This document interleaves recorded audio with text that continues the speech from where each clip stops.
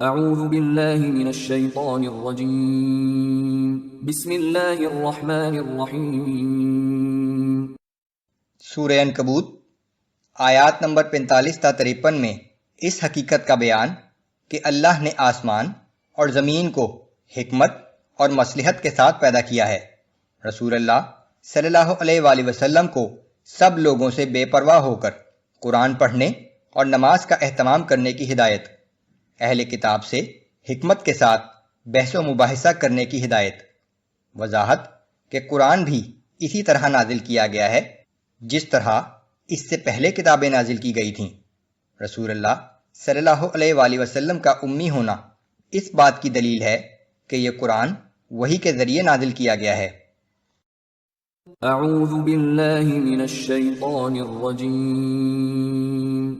اتل ما اوحی الیک من الکتاب واقم الصلاة ان الصلاة تنہی عن الفحشاء والمنکر۔ اے پیغمبر صلی اللہ علیہ وآلہ وسلم، جو کتاب آپ کی جانب وحی کی گئی ہے اس کی تلاوت کیجیے اور نماز قائم کیجیے، یقیناً نماز بے حیائی اور برے کاموں سے روکتی ہے۔ وَلَذِكْرُ اللَّهِ أَكْبَرُ وَاللَّهُ يَعْلَمُ مَا تَصْنَعُونَ۔ بے شک اللہ کا ذکر بہت بڑی چیز ہے اور جو کچھ تم کرتے ہو اللہ اسے جانتا ہے۔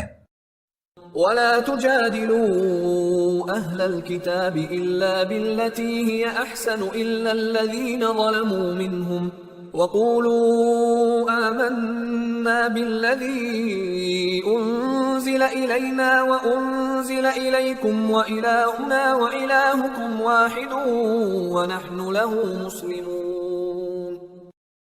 اگر اہل کتاب سے بحث و مباحثے کی نوبت آئے تو احسن اور شائستہ طریقے سے بحث کرو، سوائے ان لوگوں کے جو ان میں سے زیادتی کریں، اور اہل کتاب کو یہ بتاؤ کہ ہم اس کتاب پر بھی ایمان رکھتے ہیں جو ہم پر نازل ہوئی اور ان کتابوں پر بھی جو تم پر نازل ہوئی تھیں، اور ہمارا اور تمہارا معبود تو ایک ہی ہے اور ہم اسی کے فرما بردار ہیں۔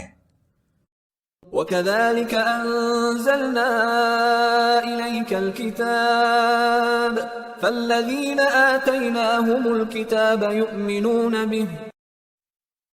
اور اے پیغمبر صلی اللہ علیہ وآلہ وسلم، جس طرح ہم نے پہلے رسولوں پر کتابیں اتاری تھیں اسی طرح اب یہ کتاب آپ پر نازل کی ہے، سو جن لوگوں کو ہم نے آپ سے پہلے کتاب دی تھی ان میں سے بہت سے اس پر ایمان لے آتے ہیں۔ وَمِنْ هَؤُلَاءِ مَن يُؤْمِنُ بِهِ وَمَا يَجْحَدُ بِآيَاتِنَا إِلَّا الْكَافِرُونَ۔ جبکہ ان مشرکین میں سے بھی بعض اس پر ایمان لے آتے ہیں اور ہماری آیتوں کو ماننے سے صرف وہی لوگ انکار کرتے ہیں جو کفر کے خوگر ہو چکے ہیں۔ وَمَا كُنْتَ تَتْلُو مِن قَبْلِهِ مِن كِتَابٍ وَلَا تَخُطُّهُ بِيَمِينِكَ إِذًا لَارْتَابَ الْمُبْطِلُونَ۔ اور اے پیغمبر صلی اللہ علیہ وآلہ وسلم، اس قرآن سے پہلے نہ آپ کوئی کتاب پڑھتے تھے اور نہ کوئی کتاب اپنے ہاتھ سے لکھ سکتے تھے، اگر ایسا ہوتا تو یہ اہل باطل ضرور شک میں پڑ جاتے۔ آپ کا امی ہونا اس بات کا ثبوت ہے کہ یہ سب کچھ آپ کو وحی کے ذریعے حاصل ہوا ہے۔ بل هو آیات بینات فی صدور الذین اوتوا العلم۔ بلکہ یہ قرآن تو ایسی صاف اور واضح آیات کا مجموعہ ہے جو ان لوگوں کے سینے میں محفوظ ہے جنہیں صحیح علم دیا گیا ہے۔ وما يجحد بآیاتنا الا الظالمون۔ اور ہماری آیات کو ماننے سے وہی انکار کرتے ہیں جو ضدی اور ہٹ دھرم ہیں۔ وقالوا لولا انزل علیہ آیات من ربہ۔ اور کفار یہ کہتے ہیں کہ اس پیغمبر پر اس کے رب کی جانب سے معجزہ نازل کیوں نہیں کیا گیا۔ قل انما الآیات عند اللہ وانما انا نذیر مبین۔ اے پیغمبر صلی اللہ علیہ وآلہ وسلم، آپ کہہ دیجئے کہ ہر قسم کے معجزے تو بس اللہ ہی کے قبضۂ قدرت میں ہیں، میں تو صرف واضح طور پر برے انجام سے ڈرانے والا ہوں۔ اولم یکفہم انا انزلنا علیک الکتاب یتلی علیہم، کیا ان لوگوں کے لیے یہ معجزہ کافی نہیں کہ ہم نے آپ پر قرآن نازل کیا ہے جو انہیں پڑھ کر سنایا جاتا ہے؟ ان فی ذلک لرحمۃ وذکری لقوم یؤمنون، بلا شبہ اس قرآن میں ایمان لانے والے لوگوں کے لیے اللہ کی بڑی رحمت اور بڑی نصیحت ہے۔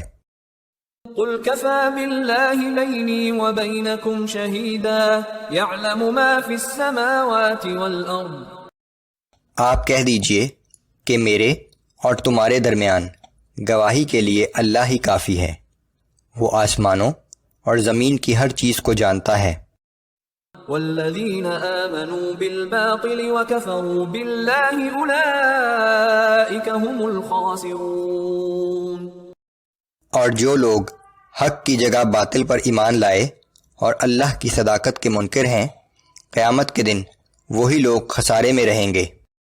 وَيَسْتَعْجِلُونَكَ بِالْعَذَابِ وَلَوْلَا أَجَلٌ مُّسَمًّى لَّجَاءَهُمُ الْعَذَابُ، یہ لوگ آپ سے عذاب جلدی لانے کا تقاضا کرتے ہیں، اگر ان کے لیے عذاب کا ایک وقت مقرر نہ ہوتا تو ان پر عذاب کبھی کا آ چکا ہوتا۔ وَلَيَأْتِيَنَّهُم بَغْتَةً وَهُمْ لَا يَشْعُرُونَ، اور یقین رکھو کہ وہ عذاب ان پر اچانک آ جائے گا اور انہیں اس کے آنے کی خبر تک نہ ہوگی۔